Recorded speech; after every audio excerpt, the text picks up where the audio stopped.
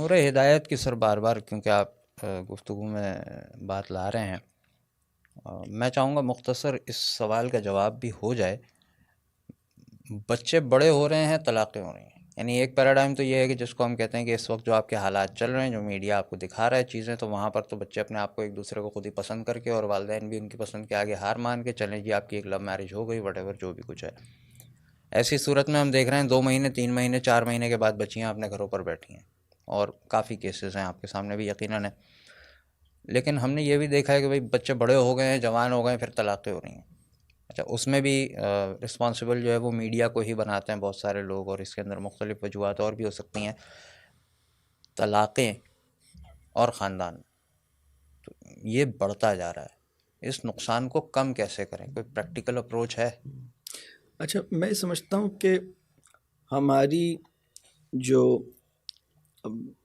ہمارے جو معاملات ہیں خاندانوں کے، یہ ٹھیک ہے کہ میڈیا نے بہت زہر معاشرے میں داخل کیا ہے، خاص طور پہ یہ ڈرامے ہیں۔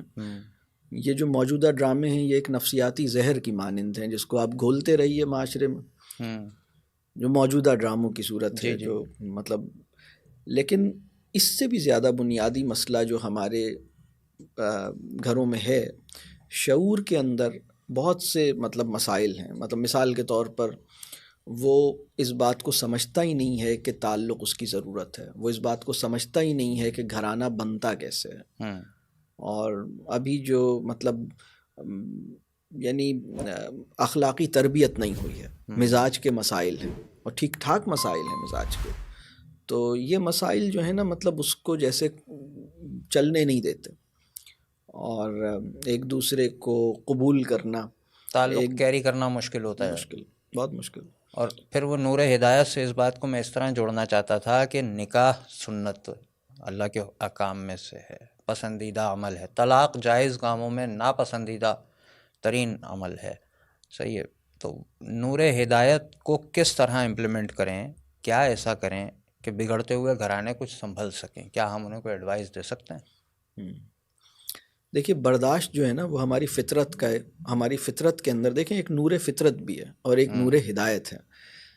ہم جس خیر اور خوبی اور کمال اور نیکی پہ آمادہ ہوتے ہیں یا ہم سے ممکن ہوتی ہے، اس کی پہلی وجہ نور ہدایت نہیں، پہلی وجہ نور فطرت ہے، دوسری وجہ نور ہدایت ہے۔ گناہ سے بچنے اور نیکی پہ چلنے کے پہلے انتظام کا نام فطرت ہے، دوسرے انتظام کا نام ہدایت ہے۔ یعنی معاف کرنا، اپنی بیوی سے اچھا تعلق بنانا، اپنی اولاد کے ساتھ اچھا تعلق ایثار کرنا، قربانی دینا، معاف کرنا، رحم کرنا، یہ منکرین بھی مطلب یعنی اللہ کا منکر بھی ان صفات کا حامل ہو سکتا ہے، تو یہ اس کی فطرت میں ودیت کیے ہوئے اوصاف اور جواہر ہیں۔ تو ایک جوہر ہے جس کا نام ہے برداشت، یہ ہماری فطرت کا جوہر ہے۔ برداشت اور صبر ایک چیز نہیں ہے، بالکل ایسا ہی ہے۔ برداشت جو ہے وہ ہماری فطرت کا جوہر ہے، یعنی فطرت میں اور بھی جواہر ہیں۔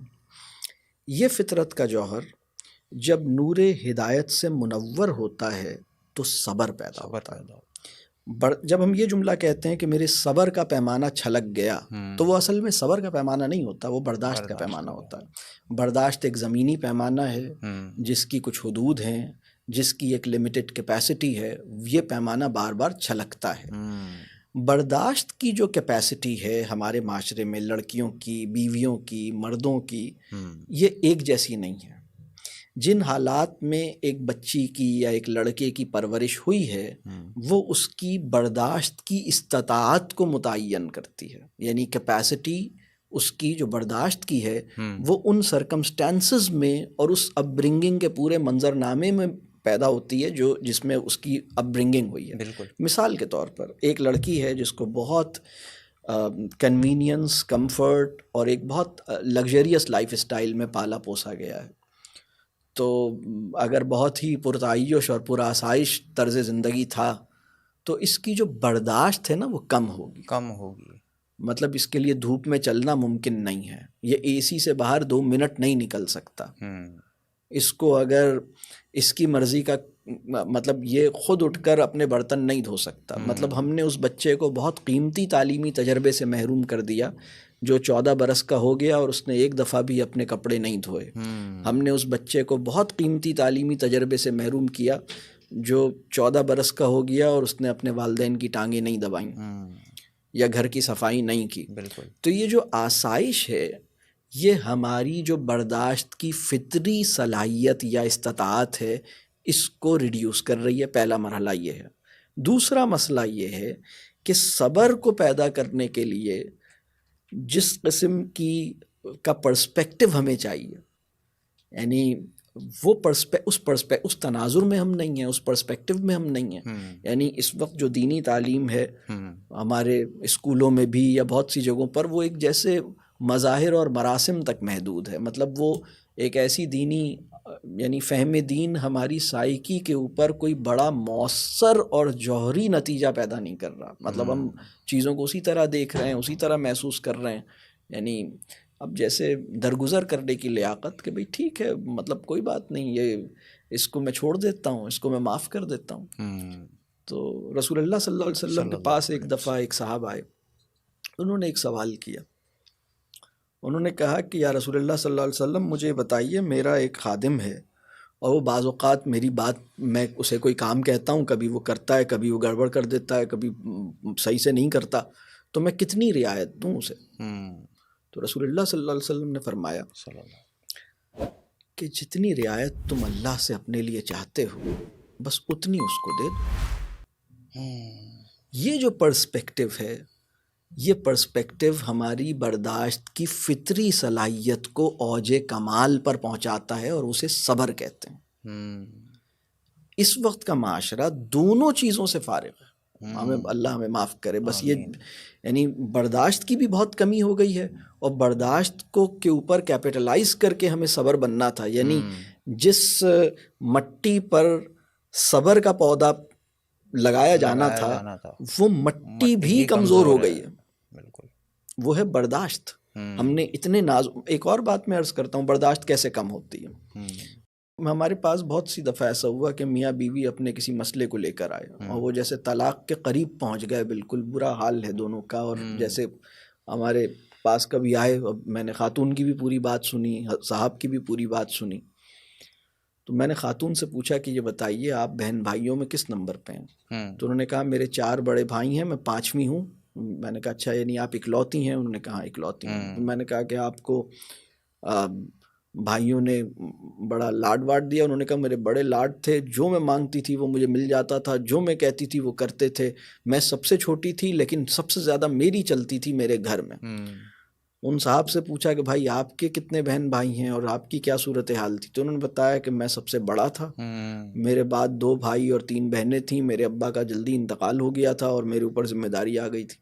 اب ان کی شخصیت کچھ اور ہے، ان کی شخصیت کچھ اور ہے. تو میں نے ان خاتون سے کہا کہ بھائی تمہارے گھر والوں نے اگر تمہاری ہر بات مانی ہے اور تمہارے بہت لاڈ اٹھائے ہیں، اس کی سزا اس غریب کو نہ دو، مطلب اس پہ رحم کر لو. تو یہ اسی طرح مطلب مردوں کا بھی یہ مسئلہ ہے. مطلب اگر ایک آدمی کو بعض اوقات کیا ہوتا ہے، میں ایک اور مسئلہ ہمارے معاشرے میں دیکھتا ہوں. ایک صاحب میرے پاس آئے، میاں بیوی کا مسئلہ تھا، بچوں کے ساتھ اور بیوی کے ساتھ ان کا تعلق اچھا نہیں تھا، گھر والوں سب کو ایک دوسرے سے تعلق کے ہی مسائل تھے. تو میں نے ان صاحب سے پوچھا کہ آپ کیا کرتے ہیں؟ تو انہوں نے بتایا فلاں جگہ جاب کرتا ہوں. تو باتوں باتوں میں مجھے پتہ لگا کہ وہ کوالٹی ایشورنس کے ذمہ دار ہیں. یعنی ان کو انعام ملتا ہے کیڑے نکالنے پر، غلطی بتانے پر، اور جیسے کہیں یعنی اس پورے سسٹم میں جو کچھ غلط ہو رہا ہے جب وہ باس کو جا کے بتاتے ہیں تو باس خوش ہوتا ہے. تو گھر میں بھی یہی صورتحال چل رہی تھی. میں نے ان سے کہا کہ دیکھیں مطلب گھر پہ آنے کے بعد کپڑے تو بدل دیتے ہیں لیکن ذہن کو بھی بدلنا ہوتا ہے. اب آپ گھر پہ آ گئے ہیں، مطلب میں نے پھر ان سے پوچھا کہ یہ کیسی روٹی پکاتی ہیں؟ سامنے ہی بیٹھے ہوئے. تو میں نے کہا ان کی روٹی صحیح ہوتی ہے؟ سر آج تک کبھی صحیح تو مطلب میں نے کہا یہی آپ کا مسئلہ ہے. یہ اسی لیے میں نے پوچھا تھا کہ یہ آپ ان کی روٹی کبھی آپ کو پسند ہی نہیں آئی ہوگی، کیونکہ آپ وہ کوالٹی ایشورنس، کوالٹی کیا کہنا چاہیے، کوالٹی ایشورنس کے ہیڈ ہیں آپ. تو یہ جو ہماری سائیکی ہے، یعنی ہم جو کچھ کرتے ہیں اس کے نتیجے میں بھی ہمارے نفس کی ایک تشکیل ہوتی ہے، ہم جو کچھ سنتے ہیں اس کے نتیجے میں بھی ہمارے نفس کی تشکیل ہوتی ہے، تو ہمارے نفس کی تشکیل سننے، دیکھنے، کرنے سب ذرائع سے ہوتی ہے۔ تو اب ایک صاحب اگر وہ ایسا کام کر رہے ہیں تو انہیں سوچنا چاہیے، مطلب اصل میں تو فیملی مطلب اس وقت کہیں اہم رہی نہیں نا، مطلب لوگوں کو لگ رہا ہے کہ اگر ان کے پاس پیسے ہیں تو وہ ملازم رکھ سکتے ہیں، بالکل، اور انہیں یہ ہے کہ ٹھیک ہے اگر بیوی ناراض ہو جائے گی تو کیا ہوا، میں تو اس سے مطلب اور ملازم رکھ لوں گا، وہ مجھے کھانا دے دیں گے۔ تو وہ اس طرح کی زندگی پہ انسان پہنچ گیا ہے۔ اگر وائف کو زیادہ پیسے دے دیں خرچے کے لیے تو پھر آسانی سے ہو جائے گا یہ کام۔ اصل میں پیسے کی ہمیں اتنی ضرورت نہیں ہے جتنی ہم محسوس کرتے ہیں، یہ بڑی اہم بات ہے۔ یہ بات درست ہے کہ ہمیں پیسے کی ضرورت ہے، لیکن ہمیں پیسے کی اتنی ضرورت نہیں ہے جتنی ہم نے اس کے بارے میں مطلب تصور کر رکھا ہے۔ ہماری زیادہ بڑی ضرورت کا نام ہے علم نافع، ہماری زیادہ بڑی ضرورت کا نام ہے محبت، حکمت اور محبت، یہ ہماری زیادہ بڑی ضروریات ہیں۔ اس سے محرومی کے نتیجے میں مطلب ہم حکمت کی ایبسنس کو پیسے کی زیادتی سے سبسٹیٹیوٹ نہیں کر سکتے۔ تو یہ اور اس وقت یہ ہو رہا ہے، مطلب لوگ جو ہیں وہ لوگ اپنے وقت کی کمی کو اوور اسپینڈنگ سے کمپنسیٹ کر رہے ہیں۔ وہ کہہ رہے ہیں کہ بھائی ٹھیک ہے، میرے پاس تو ٹائم ہوتا نہیں ہے، ہفتے میں ایک دن ملے گا تو چلو آؤٹنگ پہ چلتے ہیں، یہاں چل کے وہاں شاپنگ مال جاتے ہیں۔ ایسا ہی ہے، تو فیملی ٹائم فیملی کے ساتھ شاپنگ مال میں گزاروں گا، گھر میں نہیں گزاروں گا۔ یہ اس وقت صورتحال ہے معاشرے کی۔